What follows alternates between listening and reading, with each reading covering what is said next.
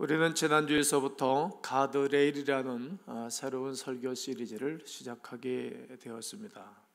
여러분, 한 주간 동안 살면서 도로에 가드레일 많이 보지 않았습니까? 지방을 제 아내와 함께 가는데 목사님 저기 가드레일! 제 아내도 영향을 받았구나 그런 생각을 했습니다. 여러분 지난 한 주간 동안 옆에 가족이나 다른 분들하고 가드레일 있다고 해본 적 있으십니까? 누구? 한 분도 안 계십니까? 어떤지 모르겠어요. 가드레일은 차가 도로에서 이탈하지 않도록 막아주고 위험한 지역이나 출입금지 지역에 들어가지 못하도록 하는 시스템에 그리고 이렇게 시설물이 되겠습니다. 다리, 중앙선, 극커브길 설치해서 사고를 방지하는 역할을 합니다. 이 가드레일은 위험지역이나 그리고 위험지대로부터 떨어진 60cm서부터 약 90cm 정도 떨어진 곳에 늘 시설을 해놓곤 합니다. 그래서 위험지대로부터 어느 정도의 안전 거리를 확보하는 것입니다.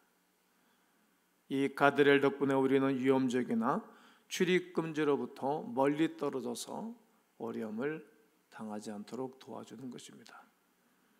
그리고 이 가드레일은 우리의 삶에도 필요합니다. 가드레일은 행동의 기준이 되며 우리의 양심과 연결이 되어져 있습니다. 저는 가드레일 역할을 하는 양심에 대해서 여러분 개인적으로 생각해 보시기를 바랍니다. 여러분과 제가 잘못된 것인 줄을 알면서도 그 일을 할 때 여러분 양심에 쿡 찌르고 반응을 보이게 될 것입니다. 양심 우리를 위험 지역으로부터 적당한 거리에 멈춰서게 만들 것이고 다시 생각하게 할 것입니다. 잘못된 길과 잘못된 일을 하려고 할 때 여러분 지나간 한 주간 동안 성령 하나님께서 여러분 마음속에서 하시면서 사인을 받으셨습니까? 받으셨으리라 생각됩니다. 그런데 우리는 여기서 한 가지 주의해야 합니다. 우리가 살고 있는 문화와 사회 행동 기준은 우리에게 절대적으로 안전하지 않다는 것입니다. 왜냐하면 시기와 세대를 따라서 그런 것들은 변하기 때문입니다. 90년대만 해도 노랑머리를 하고 다닌다든지 또 파란 머리를 하고 다닌다든지 배꼽티를 입고 다닌다든지 그러면 방송에서 정부가 출연하지 못하도록 막았습니다. 지금은 K-팝이라는 그러한 명목 아래 다 허용됐습니다. 그러니까 문화와 조건이 영원히 가드레일이 될 수 없다는 겁니다. 오직 뭐만이 가드레일이 될 수 있다? 성경 말씀만이 우리의 삶의 가드레일이 될 수 있습니다. 가드레일을 바닥에 채려진 노랑선밖에 되지 않습니다. 여러분 우리의 삶 가운데 급할 때 노랑선을 여러 번 넘어가고 침범해 본 적이 있지 않습니까? 우리에게는 죄에 가까이 가기 전에 그 전에 멀찌감치 우리를 멈출 수 있는 확실한 가드레일이 필요합니다. 그래서 저는 오늘 한 가지 특별한 영역에 대해서 이야기해 보고자 하는 것입니다. 우리도 왜 친구가 될 수가 없는가? 그런 거예요. 우리가 흔히 말하는 우정이라는 것에 대해서 오늘은 말씀을 드릴 것입니다. 친구입니다. 우리 땅에서 다양한 그룹과 많은 사람들과 함께 어우러져 이 땅을 살아가게 됩니다. 그들의 인생의 방향이 다르기도 하지만 어쨌든 대부분의 경우 우리는 그들과 매우 가까이에서 생활하고 있죠. 그리고 우리는 그들과 크고 작은 영향력을 주기도 하고 그 영향력을 우리가 받기도 합니다. 그러다 보니 그 사람에 대해 알고 싶다면 그 사람이 가까이 지내는 사람을 보면 어느 정도 짐작할 수가 있게 될 겁니다. 친구를 보면 그 사람을 안다, 이런 말을 많이 들어보셨지요? 가까이 지내는 사람들일수록에 서로 닮게 되어 있습니다. 이것이 오늘 우리가 다루게 될 핵심 주제입니다. 자주 만나면 닮게 됩니다. 아마 최근까지 흡연을 하고 사신 분들이 있다면 그분의 가장 큰 후회는 담배를 피던 친구들과 어울렸던 것일 것입니다. 한두 살 더 먹은 선배나 친구끼리 한번 입에 대본 것이 계속 습관이 되어서 내려왔을 것입니다. 대부분이 그 시절 친구들을 통해 담배를 배웁니다. 여러분, 이것은 일종의 원칙과도 같은 것입니다. 우리의 친구들이 우리 인생의 방향과 질적인 면에 영향을 주고 있다는 말이지요. 그것은 긍정적일 때도 있고 부정적일 때도 있습니다. 오이커스 같은 것은 아주 긍정적인 것입니다. 좋은 것입니다. 우리에게도 친구로 말미암아 권유를 받아서 교회 와서 믿음 생활을 하고 주님을 만나서 행복해하는 분들도 있습니다. 다 영향력입니다. 앞으로 나는 그런 분들이 더욱더 많아지기를 주의 이름으로 축복합니다. 축복합니다. 축복합니다. 중요한 것은 친구와 동료, 우리가 속해 있는 그룹의 사람들끼리 영향력을 주고 받는다는 이 원칙 때문에 우리는 위험에 처할 수 있다는 말입니다. 그래서 우리에게는 가드레일이 반드시 필요합니다. 눈에 보이는 구조물이 아니라 우리의 생각과 우리 마음에, 우리의 입술에 가드레일이 반드시 필요합니다. 참으로 흥미로운 것은 이 원칙에 대해 성경만큼 우리에게 잘 설명해 주겠는 것도 없습니다. 구약 성경에 언급되는 솔로몬은 우리에게 우정이라는 관계 속에 우리가 어떻게 가드레일을 세워야 할 것인가에 대해서 자세히 말씀해 주고 있습니다. 저는 이 말씀이 우리가 앞으로 살아가면서 맺게 되는 모든 관계에 있어서 매우 중요한 역할을 하는 가드레일이 될 것을 확신합니다. 오늘 우리가 볼 말씀은 잠언 13장 20절 말씀입니다. 저는 청년 시절에 이 말씀을 머릿속에 외워놓고 평생토록 내 마음속에 가드레일을 쳐놓고 살아가는 말씀입니다. 읽어볼까요? 지혜로운 자와 동행하면 지혜를 얻고 미련한 자와 사귀면 해를 받느니라. 아멘. 다시 한번 읽습니다. 시작.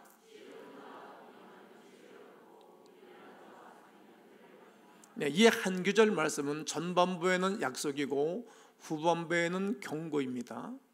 지혜로운 자와 동행하면 지혜를 얻고, 이것은 약속입니다. 그런데 미련한 자와 사귀면 미련해지느니라 이렇게 기록하고 있지 아니하고, 미련한 자와 사귀면 뭘 받는다고요? 해를 받아요. 그러니까 경고입니다. 전반부에는 약속, 후반부에는 경고입니다. 솔로몬은 지혜는 전염되는 것이라고 말합니다. 여러분, 좋은 것 전염되면 좋습니다. 나쁜 것 전염받으면 안 됩니다. 전염해줘도 안 되고 받아서도 안 됩니다. 거부할 줄을 알아야 된다는 거죠. 만약 여러분이 지혜롭다고 여기는 사람들과 함께 지낸다면 그들의 지혜가 여러분들에게 전염될 것입니다. 할렐루야. 그래서 좋은 부모가 좋은 겁니다. 좋은 어머니가 좋은 것입니다. 그대로 전달되니까 딸을 볼 때는 그 어머니 보면 정확합니다. 아들을 보면 아버지가 보이는 것입니다. 왜? 전염됐으니까, 전수해 줬으니까 말입니다. DNA가 흐르게 있다는 것입니다. 다 전염되는 것입니다. 지혜로운 자와 동행하면 지혜를 전수받고 전음받는다. 미련한 자와 함께하면 해를 받는다는 것이지요. 정리를 쫙 해야 됩니다. 그래서 친구가 우리에게 도움이 될 수도 있고 손실을 갖다 줄 수도 있는 것입니다. 성경에 의하면 지혜로운 사람은 모든 것이 인생이 연결되어 있다는 것을 이해하는 사람입니다. 연결되어 있다는 것은 여러분이 오늘 결정하는 것, 오늘 행동하는 것, 오늘 생각하는 것이 내일, 내년, 다음에 5년, 10년 이후에 나타난다는 겁니다. 반드시 나타날 것입니다. 그래서 지혜로운 사람은 오늘만 생각하고 결정하고 행동하는 것이 아니라 내년이나 몇 년 후를 생각하는 사람들입니다. 그리고 결정하고 행동합니다. 나만이 아니라 내 아들, 딸에게 영향을 줄 수도 있고, 나만이 아니라 내 후손들에게 영향을 줄 수 있다는 것이지요. 뿐만 아니라 다른 사람과 살아가는 방식, 생각하는 방식, 결정하는 방식, 삶의 태도 또는 우리 자신과 연결되어 있습니다. 자, 이제 우리는 이 약속되어 나온 말씀들을 들어야 됩니다. 미련한 자와 사귀면 뭘 받느니라? 해를 받느니라. 우리가 지혜로운 자와 동행하면 지혜를 놓고 미련한 자와 사귀면 미련해진다라고 생각하기 쉽습니다. 그러나 성경은 좀 다르게 이야기하고 있다는 것입니다. 미련한 자와 사귀면 해를 받는다라고 말합니다. 미련해진다가 아닌 것입니다. 이것은 경고입니다. 뭐라고요? 경고라는 것입니다. 오늘 여러분은 주일날 예배를 드리면서 하나님 우리에게 주시는 말씀 중에 말씀을 외우고 삶의 가드레일을 치시면 앞으로 좋아질 것입니다. 잘 될 것입니다. 귀한 하나님의 사람들이 될 것입니다. 어리석은 사람들과 함께하게 된다면 여러분은 그들의 어리석은 행동을 함께하지 않는다 할지라도, 스스로 거부했다 할지라도 나중에 그 영향이 나에게 파편처럼 와 달라붙는다는 겁니다. 우리 중 많은 사람들이 이런 식으로 어리석은 사람들과의 관계를 변명해 왔을 때도 있습니다. 나는 그들과 함께 있기는 했지만 똑같이 행동하지는 않아. 같은 자리에 있었을 뿐 저는 그들이 하는 일에 동참하지를 않았습니다. 그러니 저는 안전해요. 그러나 솔로몬이 이것은 잘못 생각하고 있는 것이라고 분명하게 지적합니다. 왜냐하면 어리석은 자의 친구는 그 어리석은 자의 생활 방식이나 가치관을 받아들이지 않든지 간에 그 어리석은 자들의 결말에 의하여 피해를 받게 되기 때문입니다. 가령 여러분 20년 후에 어떤 사람이 아주 막 메인 뉴스에 안 좋은 뉴스로 사고 친 사람이랬다고 생각해 보세요. 그때 옛날에 이 사람이 이렇게 좋았던 시절이 있었는데, 그리고 그때 여러분이 찍은 사진이 그때 한번 메인 뉴스에 떴다고 생각해 보세요. 명예훼손죄로 고발하겠죠? 그러나 더러워지는 거예요. 그래서 중요한 거예요. 반드시 영향을 받는 것입니다. 파편이 튄다는 것입니다. 여러분 주변에도 흔히 말하는 친구 잘못 만나서 내가 이 모양 이 꼴이 됐어 이렇게 말하는 소리를 들어보지 않았습니까? 저는 옛날에 이런 설교를 많이 했습니다. 예배 대상은 하나님이요, 교제의 대상은 믿음의 사람들이요, 전도의 대상들은 이방입니다. 오늘 여러분 주보에 전도 대상자들을 또 메모하는 칸을 내드렸지 않습니까? 네, 오늘 이따가 헌금하는 시간에 꼭 적어서 함께 내주시기를 바랍니다. 관계가 얼마나 소중하고 중요한지 모릅니다. 성경은 어리석은 자는 올바른 것과 잘못된 것의 차이를 알지만 그것을 상관하지 않는 사람이라고 말합니다. 사실 성경은 어리석은 자에 대해서 간섭하지 말라고 말씀합니다. 뭐라고 말씀하는지 아십니까? 진주를, 거룩한 것을 개에게 두지 말아라, 뒤져에게 주지 말라는 거죠. 가치를 몰라요. 우습게 여겨요. 씹어버려요. 더러운 구덩이에, 똥구덩이에 굴려버립니다. 그 주지 말라는 겁니다. 미련한 곰탱이에게는 주지 말라는 거죠. 왜냐하면 어리석은 자들은 여러분들이 바르게 말하는 사람들을 비웃는다는 거지요. 여러분들의 충고를 받아들이지를 않습니다. 여러분이 어리석은 자에게 너의 그런 생각이 너의 미래를 힘들게 할 거야. 너의 의도가 너의 남편을 힘들게 할 거야. 너의 그 잘못된 행동이 네 아내를 울게 할 거야. 너의 그런 결정이 너의 경제 사정을 더 악화시킨다니까. 그러지 말아요. 이렇게 말해도 여러분들에게 고마워, 정말 나에게 당신같이 좋은 친구였다는 것을 내가 몰랐네, 알겠어, 이렇게 말하지 않는다는 거예요. 어리석은 자는 여러분들의 친구에 귀를 기울이지 않습니다. 안 듣습니다. 제가 목회하다 보니까 잘 받아들이는 사람이 있는가 하면 안 듣습니다. 불러다가 1대1로 독대를 내가 눈 동그랗게 뜨고 얘기하죠. 제가 겁나게 있겠어요. 안 받아들입니다. 나중에 틀림없이 문제가 터지죠. 그들은 삶이 연결되지 않는 것처럼, 오늘과 내일이 연결되지 않는 것처럼, 오늘과 내년이 연결되지 않는 것처럼, 오늘과 10년 후가 연결되지 않는 것처럼, 나와 내 자녀와 연결되지 않는 것처럼, 나와 내 후손들이 연결되지 않는 것처럼, 나와 다음 세계에 영원한 주님의 나라에 이르기까지 연결되지 않는 것처럼 생각하고 살아가기 때문입니다.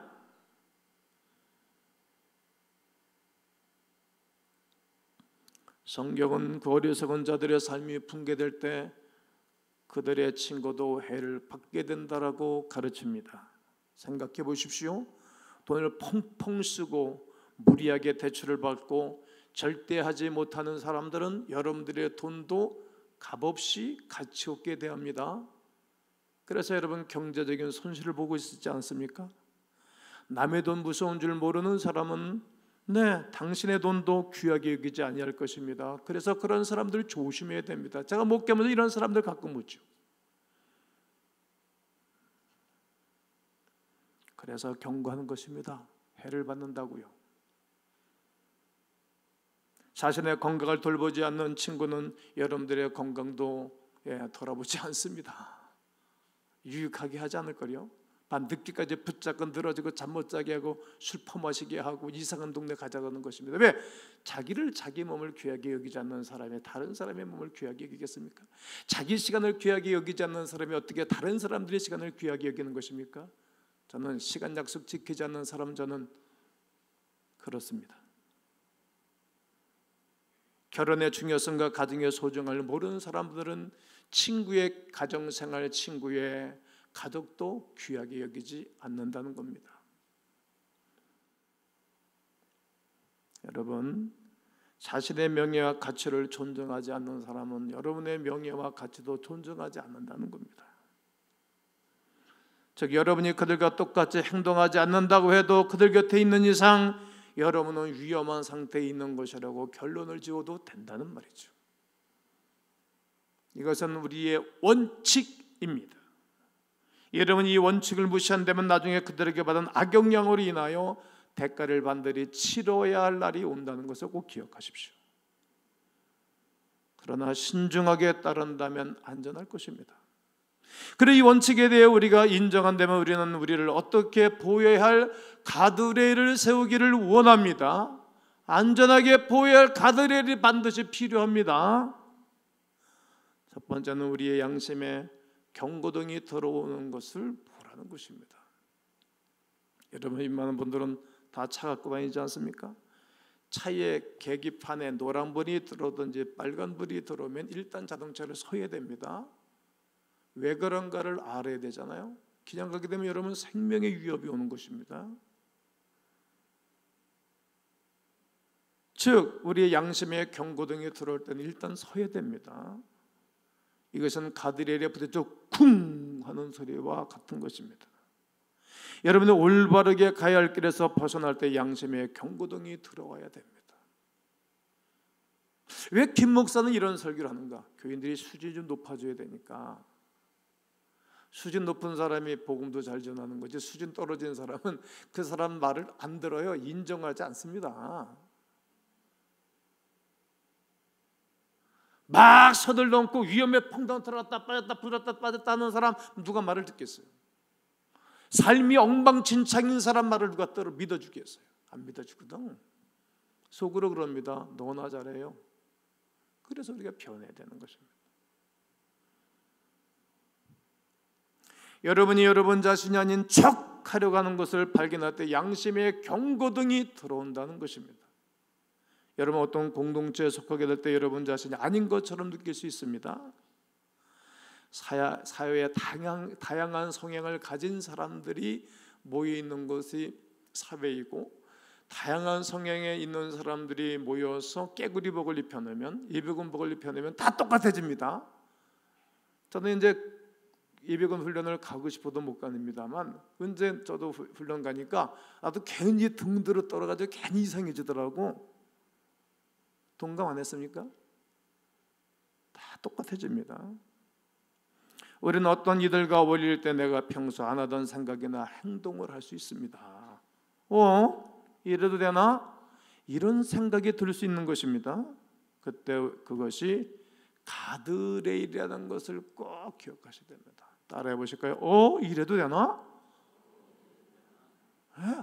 이래도 되나? 그게 바로 가드레일이라는 거예요. 넘어오시겠다고요? 그럼 추락이지. 셋째는 여러분의 양심이 적당히 타협해야 한다는 압력을 느낄 때 양심의 경고의 등이 들어온다는 것입니다. 적당히 합의해야 된다고 할 때.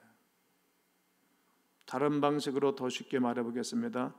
이전에는 전혀 유혹으로 느끼지 않던 것이 유혹으로 느껴질 때 그것이 두렵게 느껴져야 합니다. 한번 선 넘으면 아무 일이 없는 것 같으죠? 또 넘죠? 나중에는 추락하죠. 예전에는 하면 안 된다고 생각했던 것들이 내 주위에 있는 사람들의 생각에 나도 모르는 사이에 물들어서 언젠가부터는 허용할 만한 일이라고 생각했을 때에 멈춰서야 합니다. 정지선에 서야 됩니다. 그것이 가드레일이기 때문입니다. 그때 멈추어야 합니다.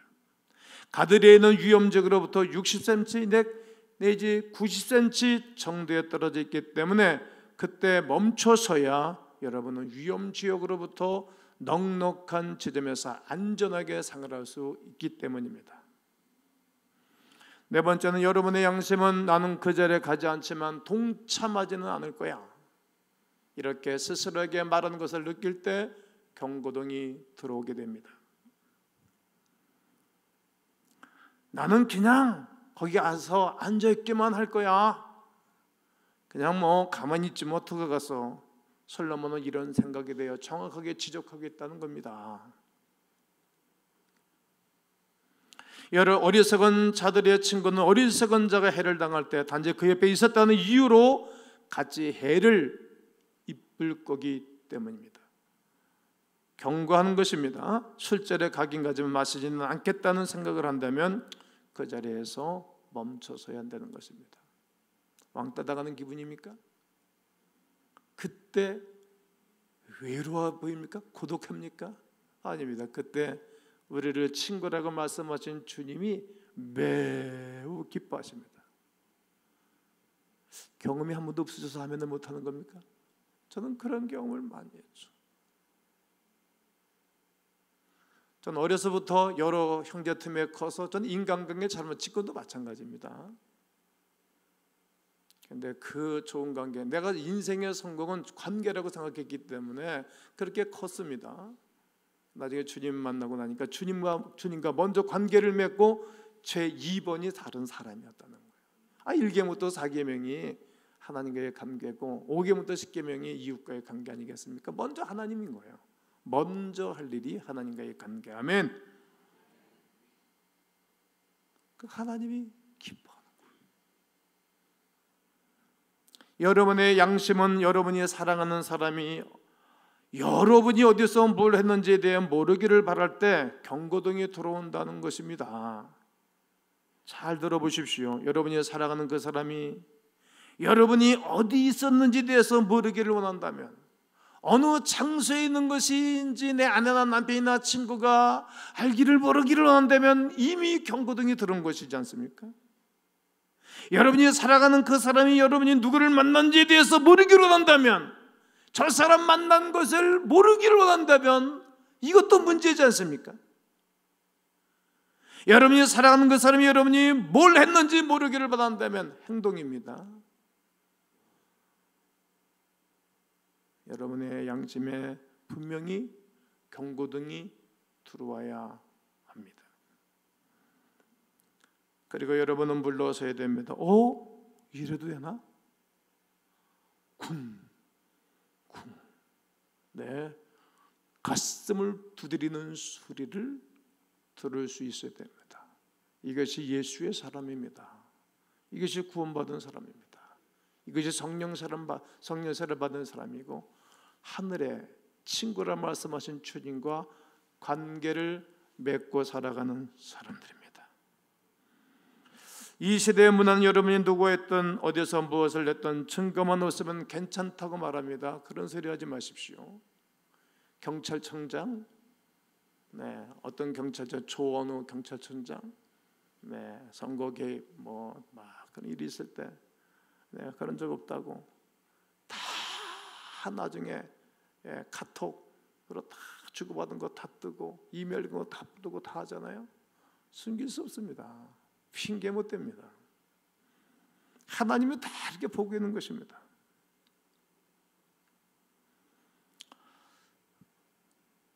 그러나 지혜는 반대로 말합니다.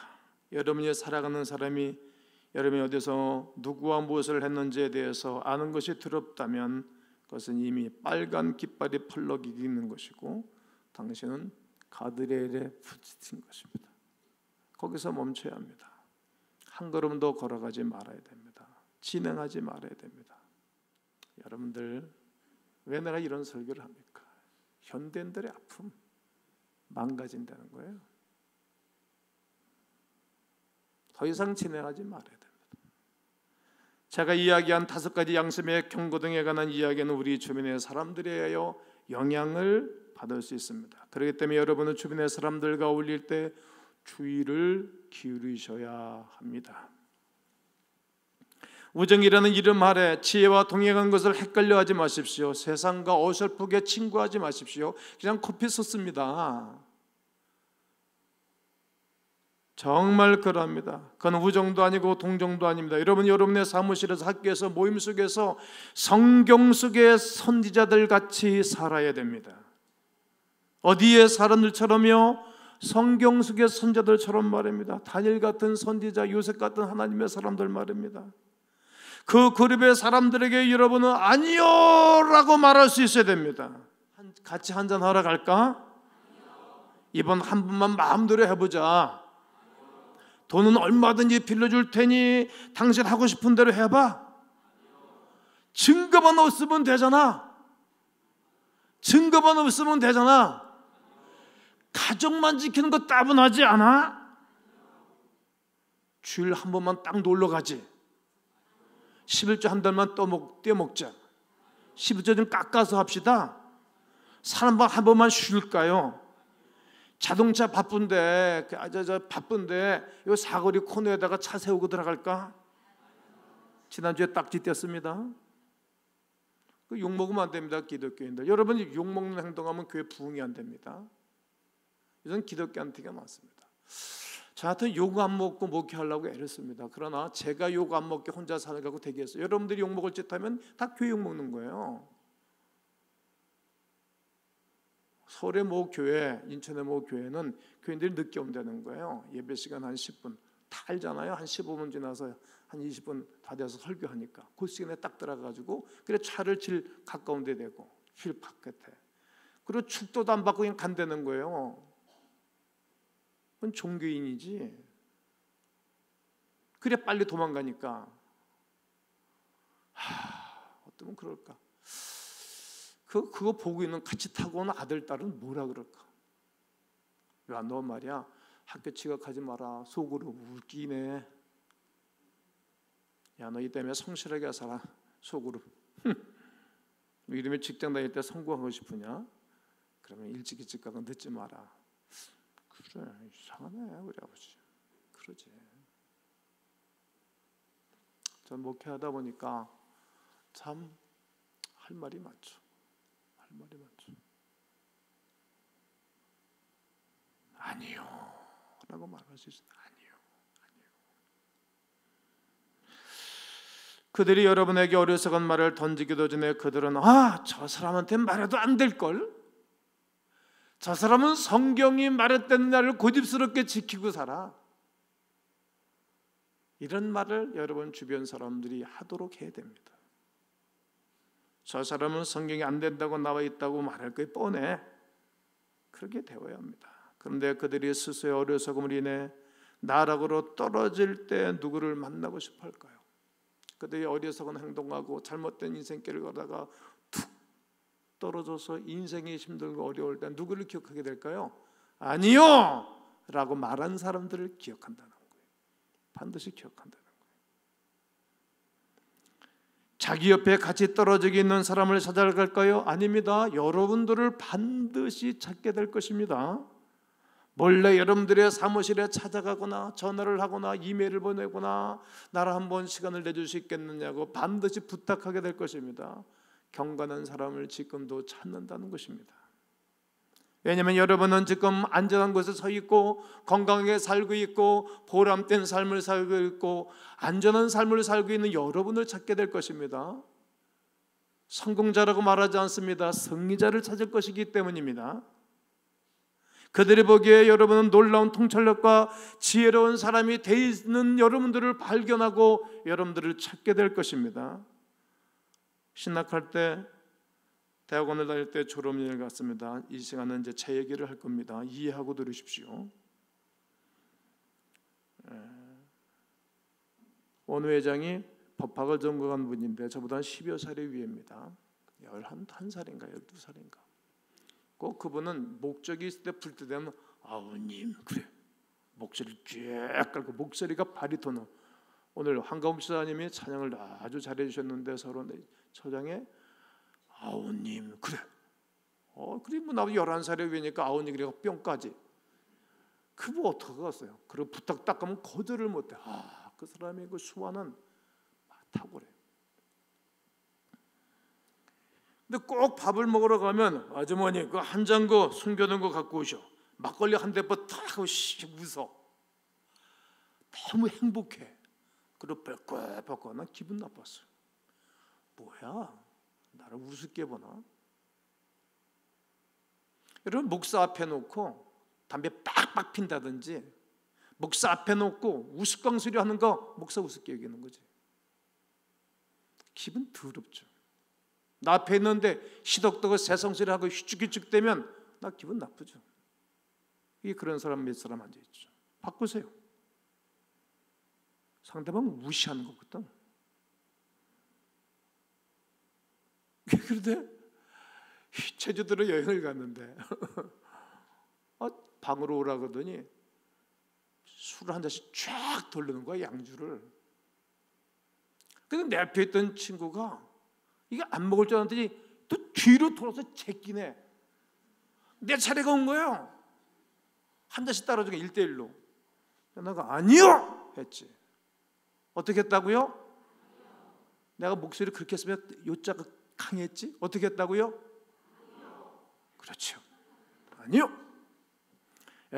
뭐 한잔한다고 해서 뭐 지옥 가다 무슨 한잔하지 말고 그래. 그 분위기 낫겠네.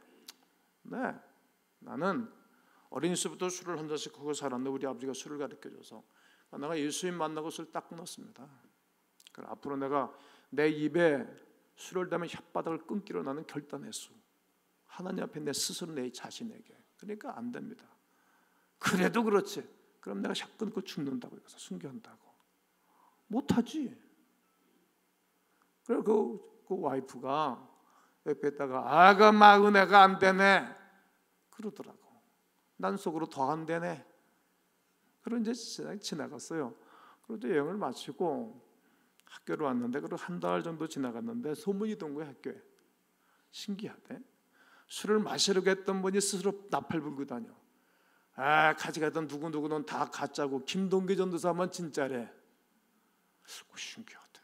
내가 그런 행동했으면 그런 말 못하지. 다 수치고 부끄러우니까. 근데 그러고 나서 그게 제가 32살 때 얘기거든요. 32살 때. 꼭 26년 전의 일이에요. 26년 전의 일. 죄송하지만 그 어느 회장 돌아갔어. 간암으로. 그리고 그때 같이 있었던 한잔한 친구들 목회 하도 안 해. 지금 조사해보면. 와, 그거 한 번이 문제가 아니라 그게 그들의 삶이잖아요. 설교하기 어려운 부분을 제가 오늘 하는 거예요.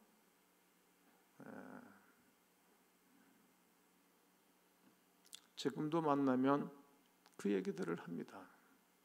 저의 의를 나타내려고 하는 건 전혀 아닙니다. 하나님에게 은혜를 주셨으니까 나는 결단한 것뿐이고 그렇게만 하는 거예요. 계속했으면 내가 끊지 확 그냥. 그리고 옆에 있는 사람들이 정신 번쩍처럼 사람들이 변하는 거죠. 여러분, 지난주에도 말씀을 드렸지만 가드레일을 세워서 후회하는 사람은 없습니다. 후회하는 사람은 없습니다. 후회하는 사람은 없습니다. 모두 가드레일을 세우지 않아서 위험에 빠진 후회나 그 이후의 후회들을 하죠. 오늘 우리가 가드레일을 딱 세우고 넘지 않는다면 5년 후, 10년 후 또 우리의 나이가 더 먹어서 또 우리 아들, 딸, 우리 손자들, 또 우리 교회 어린 자녀들이 얼마나 큰 이익을 받겠어요. 바라볼 줄 알아야 됩니다. 주변 사람들과의 관계에 대한 이 문제에서 여러분 어떤 우정의 가드레일을 세울 것입니까? 기억하십시오. 지혜로운 자와 동행하면 지혜를 얻고 미련한 자와 사귀면 뭘 받느니라? 해를 받느니라. 경고를 하고 있다는 겁니다. 미련해진다는 것이 아닙니다. 한번 미련해지면 어떡하세요? 그냥 해를 받는다는 거예요. 반드시 여러분 자녀도 후손도 약속입니다. 경고입니다. 이 땅에서 최고로 지혜로우신 분은 누구시라고 말합니까? 예수 그리스도이십니다. 할렐루야! 지혜와 지식의 근본이신 예수 그리스도, 그분과 사귀면서 그분과 동행하는 것입니다.